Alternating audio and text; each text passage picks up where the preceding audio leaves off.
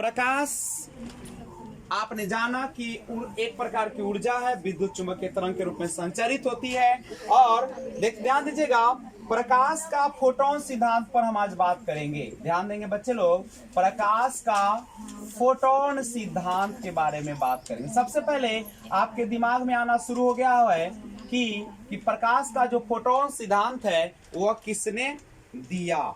तो याद रखिएगा, प्रकाश विद्युत प्रभाव या क्वांटम सिद्धांत की व्याख्या आइंस्टाइन द्वारा की गई थी। आइंस्टीन जिसको आप लोग कहते हैं, उन्होंने दिया था। और एक बात समझिएगा, उन्होंने कहा कि प्रकाश का फोटोन सिद्धांत के बारे में कि प्रकाश जो होता है ऊर्जा के छोटे छोटे बंडल या पैकेट में चलती है। जो ऊर्जा होती है वो किस रूप में चलती है? एक छोटे छोटे बंडल के रूप में चलती है, और जिसे हम लोग फोटोन के नाम से जानते हैं। ये हमारा प्रकाश का फोटोन सिद्धांत।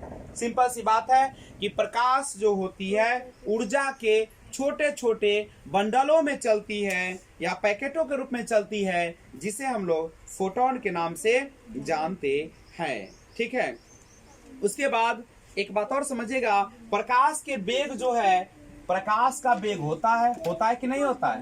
तो प्रकाश का जो वेग होता है उसे निर्धारित जो किए थे सबसे पहले, उनका नाम था रोमर। क्या नाम था उनका? रोमर। और प्रकाश देखिएगा, कोई भी वायु है एवं निर्वात, वायु हो या निर्वात हो, इसमें प्रकाश की चाल जो होती है सबसे अधिक होती है 3×10⁸ मीटर प्रति सेकेंड होती है, सबसे ज्यादा। अगर कोई पूछ देगा कि इसे हमें किलोमीटर प्रति सेकेंड में बता दो बाबू, तो कोई दिक्कत नहीं है।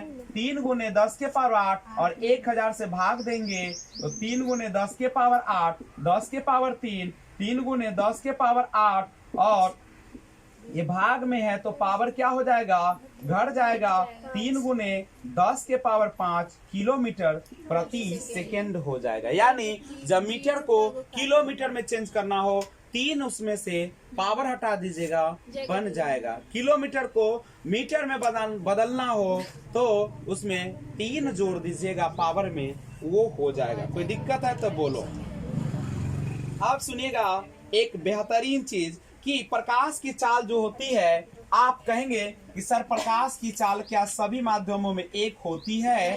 तो प्रकाश की चाल जो होती है वह निर्भर करती है उसके अपवर्तनांक पर। प्रकाश की चाल किस पर निर्भर करती है? अपवर्तनांक। पूछेगा सर अपवर्तनांक क्या होता है?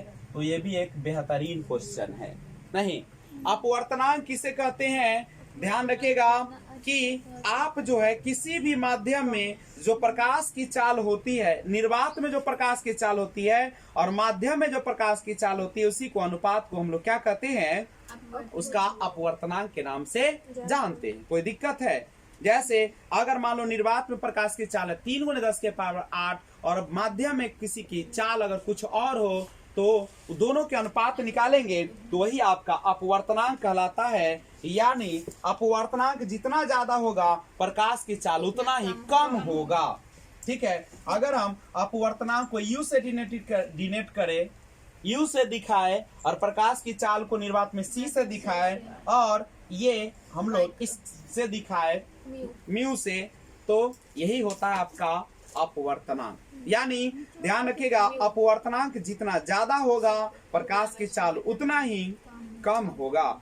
अब पृथ्वी पर सूरज के प्रकाश को, पृथ्वी पर इसके प्रकाश को, सूरज प्रकाश को आने में कितना समय लगता है? 8 मिनट 16.6 सेकेंड का टाइम लेता है। या कभी कभी लिखा रहता है 8 मिनट 19 सेकेंड भी लिखा रहता है।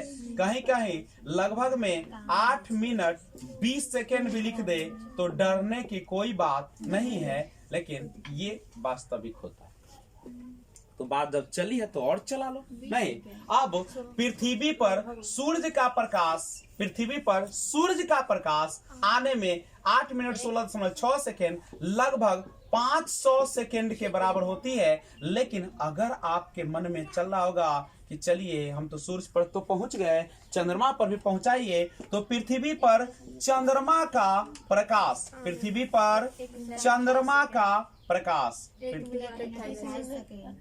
चंद्रमा चंद्रमा 1.8 प्रकाश जो होता है पृथ्वी पर चंद्रमा प्रकाश उसको आने में 1.28 सेकेंड का टाइम लेता है या ये लगभग 1.3 मिनट की घंटा या मीन 1.3 क्या दीजिएगा। अगर आपको इतना लिखना हो तो कैसे लिखते हैं, ए कैसे लिखेगा, केजी लिखेगा नहीं, इस तरीके से क्या लिखना पड़ेगा मिनट। तो यहाँ भी क्या लिखना पड़ेगा मिनट। 1.28 मिनट में पहुंच जाती है या 1.3 मिनट उसको आने में लगता है। क्या कोई दिक्कत है?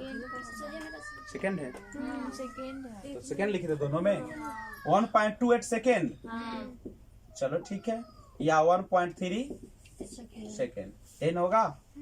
तो इस चीज को आप लोग दिमाग में रखें, ठीक है।